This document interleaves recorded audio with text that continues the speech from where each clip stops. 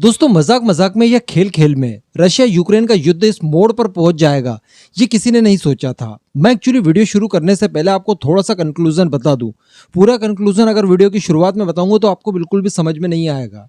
इसलिए आपसे रिक्वेस्ट है कि थोड़ा बहुत कंक्लूजन पहले जानने के बाद वीडियो को पूरा जरूर देखिएगा। बड़ा ही कंफ्यूजन क्रिएट करने वाला ये टॉपिक है, लेकिन बहुत इंपॉर्टेंट है, क्योंकि अभी तक हम लोग देख रहे थे कि भारत रूस के खिलाफ आने वाले सभी प्रस्तावों में वोटिंग में भाग ही नहीं लेता था, अब्सटेंस कर देता था। ऐसी परिस्थिति में भारत न तो रशिया का समर्थन करता था, न ही यूक्रेन का करता था, लेकिन ये अल्टीमेटली रशिया के समर्थन में जाता था, क्योंकि भारत जो कि दुनिया की सबसे बड़ी डेमोक्रेसी है। ऐसी परिस्थिति में जो यूएन है उसका आधार ही डेमोक्रेसी है। अब डेमोक्रेसी आधार होने के बावजूद दुनिया का सबसे बड़ा डेमोक्रेटिक देश अगर रूस के खिलाफ वोट नहीं करेगा तो ये रूस को समर्थन ही था, बराबर। लेकिन दोस्तों अब कुछ ऐसे मोड़ पर भारत आकर खड़ा हो गया है जहां पर अगर भारत वोट करता है तो या तो उसे यूक्रेन के समर्थन में करना होगा या फिर उसे रशिया के समर्थन में करना होगा, यानी आपको अपना एक क्लियर स्टांस बताना पड़ेगा।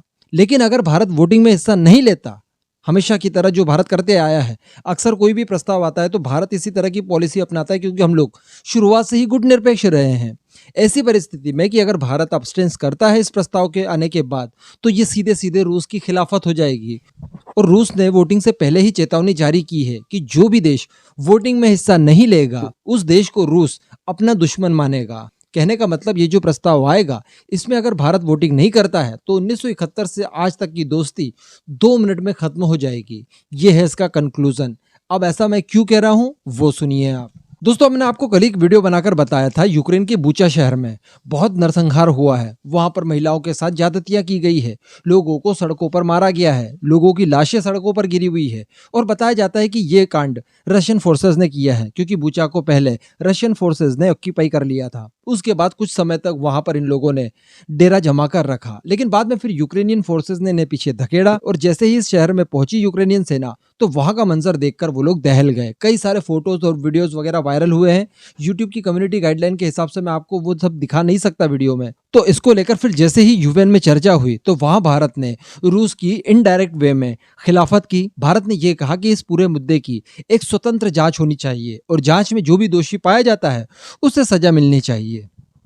ये मैंने आपको कल बताया था कि भारत इस कॉन्फ्लिक्ट में पहली बार रशिया के खिलाफ गया। लेकिन दोस्तों अब अमेरिका ने एक और नई चाल चल दी है, और अमेरिका ने दरअसल प्लानिंग ये की है कि कुल 47 सदस्य यूएनएचआरसी में है, United nation human right council में 47 सदस्य, जिसमें रशिया भी एक है। तो बताया जा रहा है कि अमेरिका दरअसल यूएनएचआरसी में एक प्रस्ताव ला रहा है, जिसके तहत जो प्रस्ताव अगर पास हो जाता है तो इससे रशिया बाहर निकल जाएगा, यानी ह्यूमन राइट काउंसिल में उसके बाद केवल 46 सदस्य बचेंगे, बराबर। अब दरअसल जैसे ये प्रस्ताव आएगा तो सभी को वोटिंग करने के लिए कहा जाएगा।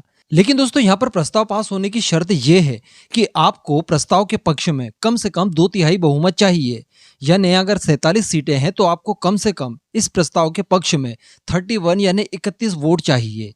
ऐसी परिस्थिति में इस प्रस्ताव को पास करवाना थोड़ा सा मुश्किल भी होता है। अभी दोस्तों यहाँ पर अगर भारत अब्सटेंस कर देगा, यानी वोटिंग प्रक्रिया में भाग नहीं लेगा, तो ये जो टोटल 47 वोट हैं इनमें से बचेंगे 46 वोट, यानी उसके बाद रशिया के खिलाफ केवल 30 ही वोट की जरूरत पड़ेगी।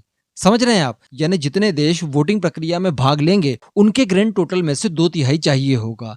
तो ऐसी परिस्थिति में बताया जा रहा है कि जो देश मैक्सिमम प्रस्तावों के समय अब्सटेंस रहे हैं, उन्होंने वोटिंग प्रक्रिया में भाग नहीं लिया, वो अगर इस बार भी ऐसा ही करते हैं, जिसमें यूएई है, भारत है, चाइना भी है, तो ये लोग अगर इस बार भी वोटिंग प्रक्रिया से बाहर रहेंगे तो ये सीधे सीधे रूस की खिलाफत हो गई और इससे रूस को तगड़ा नुकसान होगा। और हो सकता है कि इस तरह से ज्यादा देश अगर वोटिंग प्रक्रिया में भाग नहीं लेते हैं तो रूस के खिलाफ ये प्रस्ताव पास हो जाएगा और finally Russia United nation human right council से बाहर हो जाएगा और बचेंगे केवल 46 देश या 46 सदस्य कह दीजिए आप। इसके अलावा जो भारत के पास दूसरा ऑप्शन है वो ये है कि अमेरिका या फिर यूक्रेन के पक्ष में जाकर भारत रशिया के खिलाफ वोटिंग करे, इस प्रस्ताव के पक्ष में करे।